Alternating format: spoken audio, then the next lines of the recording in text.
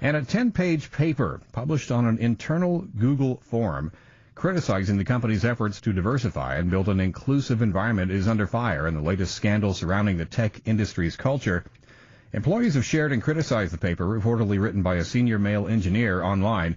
The paper, titled Google's Ideological Echo Chamber, says that gender inequality in tech is not the result of sexism, but genetic differences between men and women's personalities and abilities. Now let's talk more about this by talking with Dr. Teresa Boyer, founding director of the McNulty Institute for Women's Leadership at Villanova University. Dr. Boyer, thanks for coming on KCBS today. Good to have you with us. Thanks, John. Always good to be here. All righty. So, as noted in the paper, Google has been developing diversity initiatives and working to build an inclusive company culture for some time. So, what does it mean that these attitudes still exist at Google? Well, culture change is hard, and this is one of those things that's extremely complex, and they need to make sure that they're continuing this conversation in order to truly get the outcomes that they're looking for. Now, the author talks about the importance of allowing for ideological diversity, quote unquote, over gender or racial diversity, and he describes this as questioning assumptions and allowing for opinions from the entire political spectrum, and writes that diversity programs undermine this. What would you say to that? Mm-hmm. Well, there's a contradiction in that statement, and that is that if diversity is truly valued in the way that we think it should be, and that is all perspectives should be there, then having a truly open perspective and discussion would be inclusive of those other aspects. Now, do you believe that companies trying to achieve diversity often go about it the wrong way?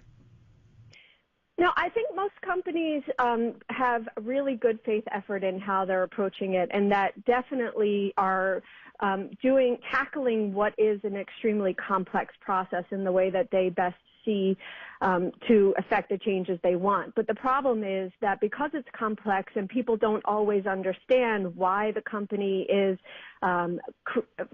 looking towards increasing diversity, the message isn't out there to help bring along the rest of the employees.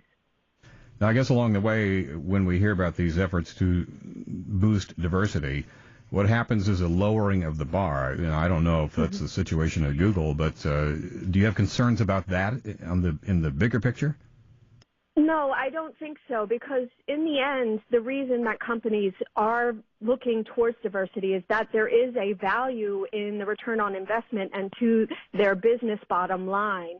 And so lowering the bar is one of those criticisms that seems to be saying that the bar is set specifically for one type of employee. That's not what we're thinking of here when we talk about diversity. What we're saying is that all employees coming from various different backgrounds bring perspectives that add to our competitiveness in the business environment as well as our profitability in the long term. And in the short term, that is the few seconds we have left, let's talk about maybe where Google goes from here.